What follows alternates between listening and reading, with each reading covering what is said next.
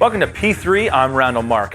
This is a show that explores the fascinating people, places, and perspectives that make up our world. On today's show, we meet a Canadian indie rocker who has one of the top downloaded albums on iTunes Canada in the singer-songwriter category. And later on, I get to sample some incredible ice cream made on a frozen marble slab. Stick around, it's going to be a great show.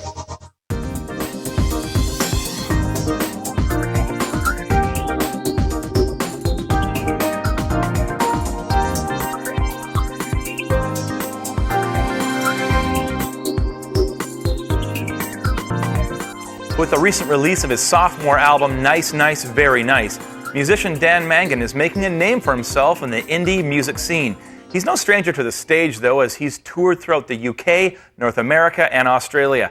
He joins me now in studio to talk about his rising career and perform a few songs. Welcome to the show, Dan. Thank you so much for having me. You've got a really cool sound and a kind of it's a passion. There's passion in your writing, and there's poetry in how you write. How did you first get into writing and singing your own songs? Well, when I was a kid, I was always surrounded by music. You know, the family was a pretty musical family, and as I got through high school, I just started writing these terrible, awful songs, and slowly, you know, with reading a lot and trying to improve the lyricism and stuff like that. Like when you're reading a lot, what are you reading when you say you're reading a lot? Well, I ended up going and getting a lit degree and kind of getting invested in a lot of 20th century literature and stuff like that. And actually, the title of my record is actually a reference to a Kurt Vonnegut novel. So wow, very that cool. That kind of warps your mind and takes you into different directions. But it's warping, and you say warp, it takes you into directions. But literature, good writing, it deepens you. It gives you a bigger understanding of the world, and that really comes out in your songs. Yeah, it's interesting actually. People would say are you going,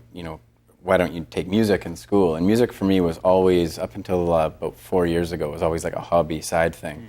And I didn't want to, kind of make music work. So I think actually taking more of the literature stuff in school helped me to kind of, with songwriting. And stuff. I love that because most musicians wouldn't necessarily think that, but you would say, hey, you know what? I want you to read good literature. It'll make you a better musician. That's pretty cool. Yeah, no, I think reading's good. I think literally, I could go on reading. Yeah, exactly. I could do like a Hooked on Phonics. Yeah, right. Dan says yes to reading.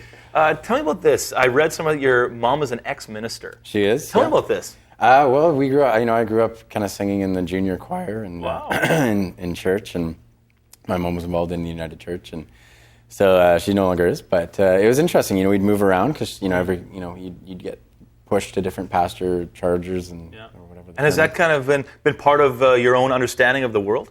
A little bit, yeah. I wouldn't really necessarily consider myself a practicing religious person of any real variety. Not to say that I'm not a spiritual person or someone who believes in the morals of some religions. But it was interesting. I think the best thing that she taught me was just to kind of keep an open mind to all types of things. Embrace and be open. And that, she was never very doctrinated about religion, and she was never very dogmatic. It was much more of like how can we use our time to make things more pleasant for everyone around us. Dan, we've got a great song here that we pre-recorded with you, and it's really cool. So here we go. Let's take a look at your song. Sure. All right.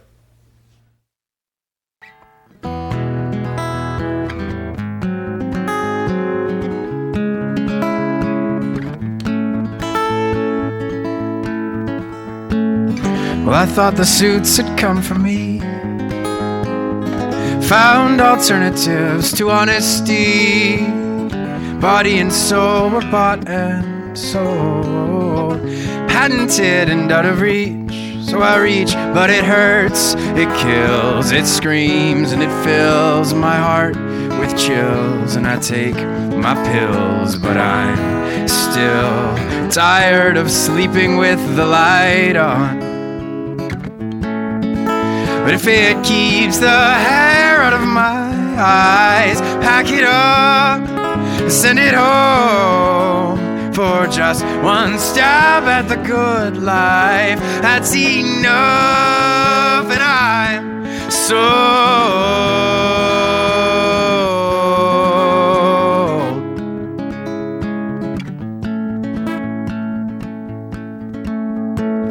So I gave up all my wretched thoughts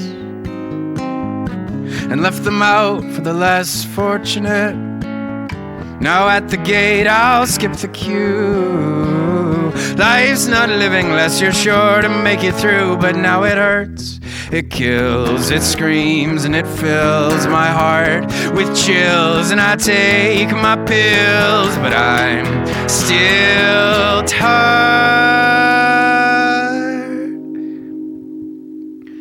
Sleeping with the light off.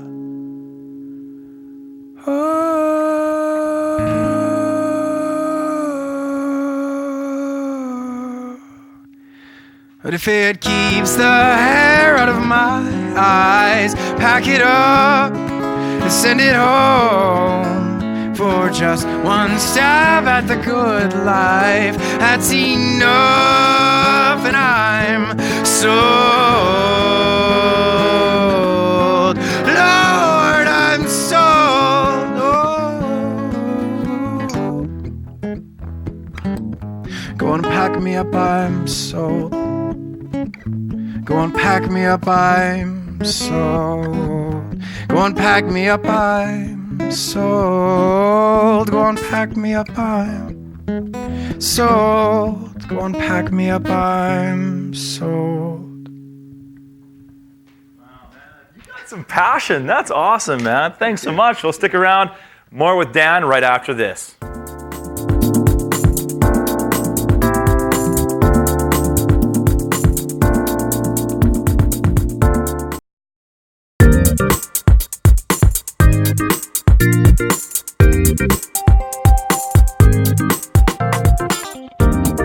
Welcome back to P3. I'm again joined in studio by musician Dan Mangan.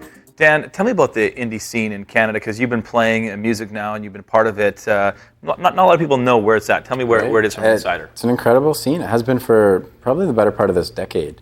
I think a couple big bands broke out, like Arcade Fire, Feist, Broken Social Scene, and they really put a very credible mark on Canada internationally. And it's really helped to book tours in the UK and throughout Europe and stuff, to kind of just to be Canadian is people go, oh, are you kind of like blank? And then they go, yes. And then you're like, oh, I'm in. And even to some degree, it's like, even if you're in a different genre, I think that they just assume that if you're from Canada, there's probably, and you're touring internationally, there's probably something to it. And whether there is or there isn't, it's nice to have that stamp. And just it seems, since I've really invested in a career in Canada, it's a vibrant scene. There's a lot of different great bands happening, and even here in Vancouver as well. And while you're writing music, I mean, this is the thing I'm most amazed with is your sound and the lyrics. They're really passionate and full. How do you come up with stuff? Are you thinking about every day? Does something just come? You wake up? How does it work? Yeah, I kind of steal things from conversations. Yeah. I think people in general are probably more poetic than they think they are, just in conversation. I think I'm less. Yeah, it's very humble. But I tend to pick up things from conversations or street signs or whatever, and phrases just kind of run in my head. And the one thing that I never do is I never push songwriting. It's never like time to write a song. It's always, I only kind of let it happen when it feels right. And that's kind of been a number one MO for me, is just to never force it. Is there a line in any of your songs you go, I love that line, it's my favorite line I put together? There's a lot of lines in my songs that I overanalyze and start to feel, insecure about. I have a much harder time kind of going over my lyrics and praising it than I do. I don't know. I think with music in general, it's like once you've put so much time and effort and energy into like making an album or something, by the time it's finished, you're sick of it. And it's not to say that you're done. You want to get it out. Well, yeah, and maybe sick of it's a little strong. Maybe it's more like you just want to process it, get it over with. And then kind of send it out there and see what happens with it. But hey, Dan, you're going to play another song for us. Tell us about this song. This song is Tina's Glorious Comeback. And it's kind of about my relationship with Vancouver, actually. Since I was a kid, Vancouver's changed quite a lot. We've got a lot of construction happening at the moment. And in some ways it's changing for the better, and in other ways it's changing for the worse. And regardless of, whether it is better or worse, it's just different. So there's a line in the song that says, "We're not us anymore." And it's kind of about my personal relationship with the city. Being okay with change. Being okay with change. Here we go. Out. Let's watch it. There we go. Thanks.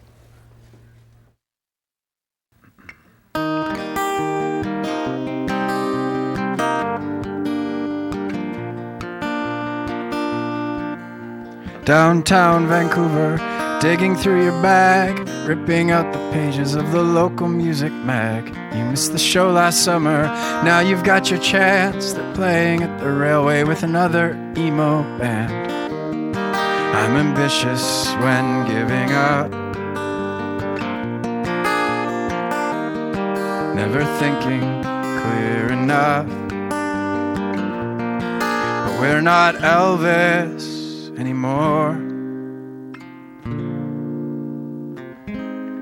We're not Frankie in his wild years. We're not Tina's glorious comeback. We're not us. We're not us.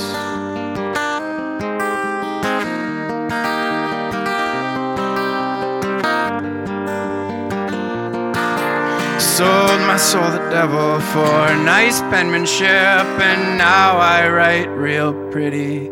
But I'm starting to regret it. If all this was easy, it wouldn't matter how it ends. I'm ambitious when giving up, never thinking clear enough. But we're not Elvis anymore.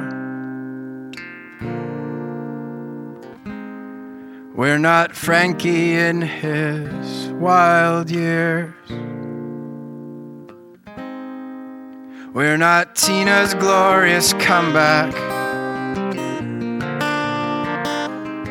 We're not us. We're not us. We're not us anymore. We're not us.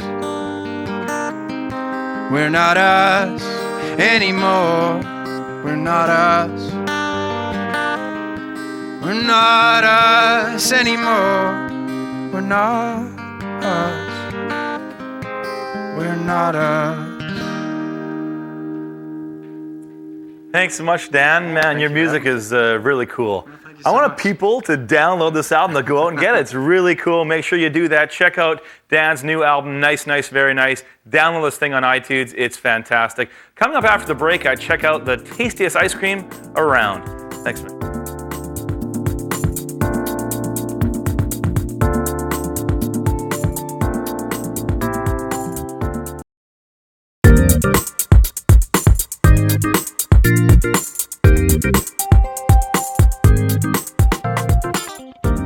Welcome back to P3. Hey, are you searching for the freshest ice cream in any flavor you can imagine? Then look no further than Marble Slab Creamery. After getting its start in Houston, Texas in 1983, the gourmet ice cream franchise quickly spread around the world.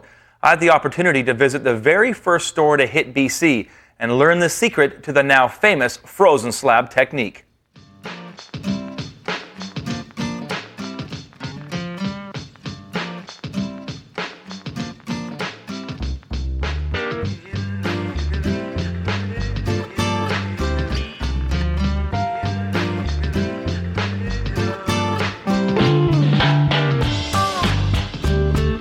Pam, I'm in Marble Slab Creamery. Yes, what you makes are. this place different than a normal ice cream shop? Number one, our ice cream is the freshest ice cream you're going to find. From the time it's made in the ice cream machine until the time it has to walk out this door, it has 30 days of life. Wow. Which is not very much when you consider some ice creams are wandering around in a truck for that many days. So it's made here. Now, what I'm finding is not only do you have lots of ice cream, but you have these crazy amounts of toppings. How does it really work? If you choose your ice cream, when you walk in the door of the store, you choose your ice cream flavor. You decide what size ice cream you want to have, whether you want an original or a Big Dipper or a pint or a quart. And then you talk to one of the scoopers, we call them. Scoopers, and they scoop the amount of ice cream you want, take it over to our frozen slab. Now that's the key. That is the key, Okay. exactly. So the frozen slab is all ready to go. They put the ice cream on the slab, and then the mix-ins go in, whatever what? mix-ins you choose. I'm excited right now. Let's stop talking because let's go make one of these things on this frozen Absolutely, slab. I'd love to show you. I'm gonna pick. I don't know what I'm gonna pick yet, but I'll figure it out and let's go make it on this marble slab. Gosh, You ready to go? Yes, let's do we're it. ready. Pam, we've got our ice cream chosen, and this is it's birthday cake ice cream. Absolutely, it's one of the most popular ice creams we have. Okay, and how do you get this thing so cold? This is like freezing. There's a freezing unit underneath the slab. Wow. And so every morning it gets fired up and every night it gets taken down, so it's all ready to go. And this gives you the ability to put all your stuff in there and keep the ice cream cold. Absolutely. Let's make some ice cream here. Yes, so first right. you take your spade and you flatten down the ice cream with your spade. Like this? Yes. Okay. Yep, that's all good. around or make a little hole in it? Make a little bit of a hole with the back of your like scoop. that. Okay, gotcha. Okay. Is that okay? Yes. And Like then that. you choose your mix-ins. What did you decide you wanted? You know what? I'm going to go crazy. I'm making my own mix. Okay, well, I'm taking a little bit of the score. Okay. I'm taking a little score in That's there. Is that okay. too much or is that okay? You can put a whole scoop in if you want. No, that's crazy. Okay. And I want, I'm taking a Reese's peanut butter cup. Yes. Now, you obviously take the little thing off, right? Yes. You don't put the plastic in there. And use that to handle it, exactly. Okay, you put it right in? Yep. Okay. You'll break it up. Okay, and also, what else do I want? I want, that looks good. I think that's pretty good. All right. Oh, cookie dough! Look at this. Let's get cookie dough in there. Who doesn't want some cookie dough Absolutely. in their ice cream? Cookie dough, fresh made in the store with butter and chocolate Really? pieces. Like that's like real. Look at that. It looks so The good. real deal. Okay, what do I do? Take your spade and Yeah. break those large pieces up. Okay, looks like that. Kind of crunch it all exactly. up. Take this cookie dough and you're just kind of mashing it up. Yep. And then the trick is, it's a wrist action that you need to. Really? Yes. Okay. You're going to Can you fold show it. me one? You do one for me. Okay. Roll Yeah. over like that. Push it down. down, and then you'll do that 4 times. So just go around, Yeah. all the way around. So Okay. That. Up. Fold. In, yeah, and push down. push with down. Push down. Oh, I'm doing it wrong, aren't I? Okay, I'll flip this side. Yep. Flip it. Yeah. And Push then it flatten it down and push. Push with this. Okay. Oh, I see you pushing it down like that. So you just I'm do making it. a mess. Do it until you see that it's done Can enough. you do a couple, Pam? Because Okay. I'm learning. There. I see. So bottom line is you're just mixing up your stuff into your ice cream. Absolutely, and you mix it until, and this is why when you're working with it on a normal surface, you It's would all end up with melting. the ice cream Yeah, yeah. melting. This keeps it solid and Wow. ready to go. Look at that. And That's then so cool. you choose your cone or cup. How are you going to? I want a cone because look at these amazing cones. Okay. You guys make them right here. Yes, we do, and we're working Well, you on know them what? right now as we Can- speak. This is crazy. I want to put a couple of strawberries on there. Absolutely, you do what you like. Because look at this. Oh, we don't have a really little spot. Can you make a little spot for me? There you go. You know, this is what I love. Is I'm making my own stuff. Okay. So now, and I want that just flipped over a little bit. I want Okay. like a hidden treasure in there. All right. And I'm making there. Okay. And then we're going to put it in the shape Okay. of a football, Okay. so that when it goes in the cone, it will just slip into the cone beautifully. Okay. Let's now pick my cone. You choose your cone. And what- we have cones here. okay, dipped waffle peanut. The score is one of the Let's favorites. get the score. Let's get the score. Absolutely. Definitely. Would you the like score. some help with that? Yes, please do it All all right. because I'm gonna make a mess of it. Okay. Okay. And then you put that right in there. Yes, we do. We put it right in the Got my cone. strawberries right in there too. Yes. I see. Look at that. There we go. And there you go, Randall. Your ice cream produced by yourself. That is incredible, Pam. This is the way to go. This is the way to get ice cream. Everything you want right in there, with a handmade cone right out of the shop. Absolutely. That is so good. I can't wait to enjoy Marble Slab Creamery with Pam. Thanks so much, Pam. Thank you Teach so me how to do much. it. It was awesome. I enjoy your company. I love it. So good. I have to say that was some of the best ice cream I've ever had. For more information, visit marbleslab.com.